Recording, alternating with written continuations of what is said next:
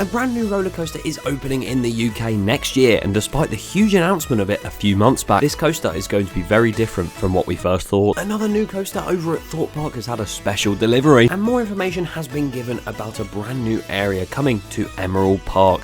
I'm not even going to try and pronounce the name of that area. All that and more has happened this past week in theme parks.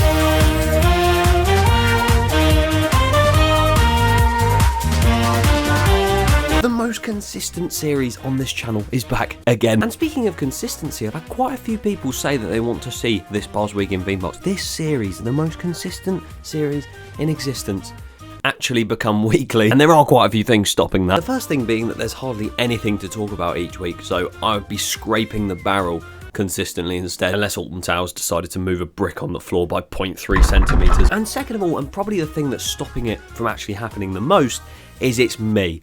You want me to do a weekly series?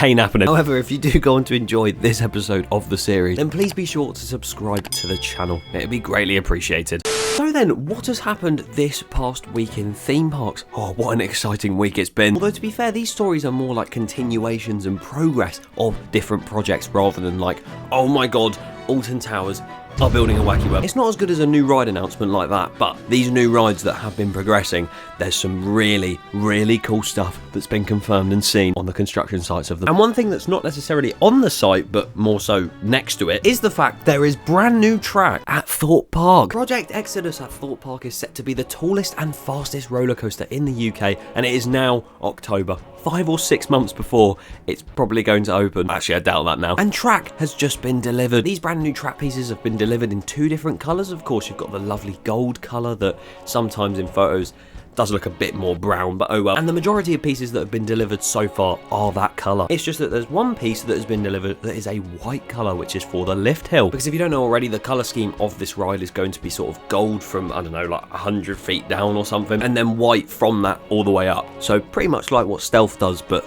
instead of a bluey purple, it's bright gold. So technically, if the sky is a bright white colour one day, the roller coaster will just be half a roller coaster. The train's going to look like it's flying, but by looking at the photos, you can see via the complex curvature of the track pieces that are elevated at approximately 15 degrees that this is truly going to be roller coaster track. I mean, the sections of gold, if you're going by the fact that the bottom half is gold, is literally going to be bottom of drops or even the bottom of inversions, but it is looking lovely. And along with that, there have been loads of metal girders, there's catwalk pieces and whatever the hell this box thing is, they have all been delivered too. Very cool. But whilst we're on the topic of one new coaster, why not double it and make 2? Because there's going to be 2 new coasters opening at Emerald Park, or Tato Park as it used to be known, over in Ireland. It's not in the UK technically because it's actually lower than the Northern Ireland border, but it's very close to us, so why not talk about it? Tir Na Nog.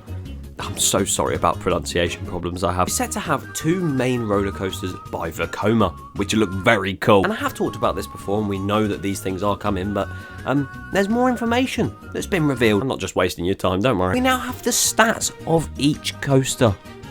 Wow! One of the coasters is a family boomerang, which if you don't know is sort of like a classic boomerang roller coaster, obviously. But funnily enough, it's more family orientated, much like Accelerator at Drayton Manor.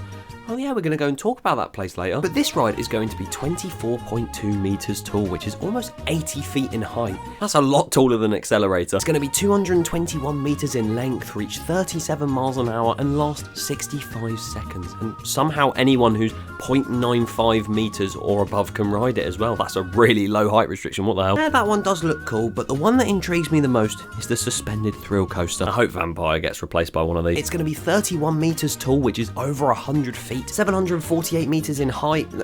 I meant length, Jesus Christ, can you imagine that? It'll reach speeds of 52 miles an hour and even reach 3.5 Gs of G-force. I swear that's extremely similar to Nemesis's stats. Will this be better than Nemesis? It's going to last 100 seconds, it's going to have inversions, and once again the height restriction is extremely low, but that is very epic. Anyone 1.2 metres or above can ride it. Love that. But yeah, this whole area is going to be amazing. You can even see it right now on your screen being constructed, being built. Look at that. That suspended thrill coaster looks menacing as hell. I'm all here for it.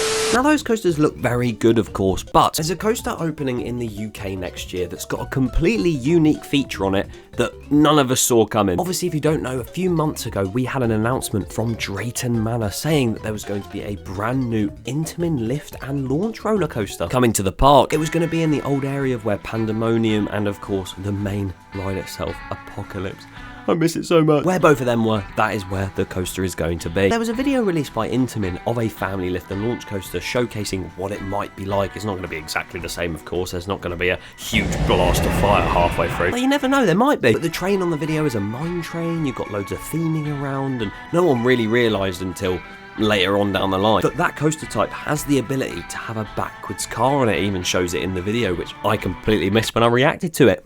And since noticing that, it's been jokingly said like, oh, are Drayton going to charge £15 for a back car ride? No, of course they're not going to. Why is my desk lowering? What the hell? There's nothing about an upcharge or anything, but going backwards and having a backwards car, there's even more to it than just that, and it's probably better than going backwards actually. Basically, there's been a massive delivery of supports to Drayton Manor's car park, and obviously that's a public place. You can go and tread right outside of the supports if you want to. Obviously around the fencing, don't go in there. And on some of the supports, there's a label. Oh my god, we've discovered paper, guys. But because you can see these labels from the outside, because they're literally on the supports that are right next to a public footpath, people have zoomed in on these labels and they're quite clearly showcasing that not only is this going to be an Intamin lift and launch coaster, but it's also going to be a lift and launch spinning coaster. That's right, we never saw it coming, but the Drayton Manor new coaster is going to also be a spinner. And I would say if that is true, then oh my god, that would be amazing. It is true. It's literally on the support. Or maybe it's just Drayton pulling a prank on us all. This genuinely has the potential to be the best family coaster in the UK by a mile, unless you count Icon as a family coaster. Yeah, literally on some documents hanging from these different supports. At the top, it literally says project spinning coaster columns, and then towards the middle, it says reference project spinning coaster Drayton Manor. But yeah, if the theming is on point and you spin through the layout at quite a controlled speed, you know, you're not going to be going...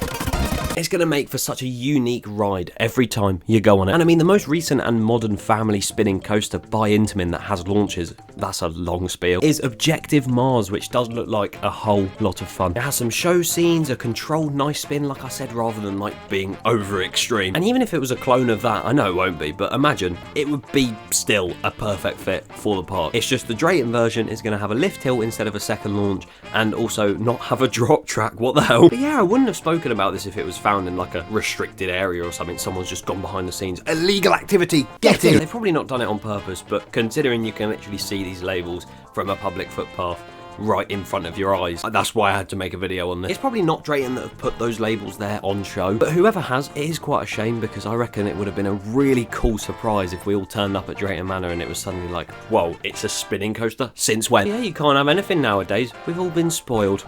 Spoiler warning, guys, but this spinning coaster is going to be so good, and I cannot wait to actually ride it when it's complete. That being said, make sure you subscribe, because there's going to be a construction update coming very soon. Leave your thoughts on this new coaster in the comments below.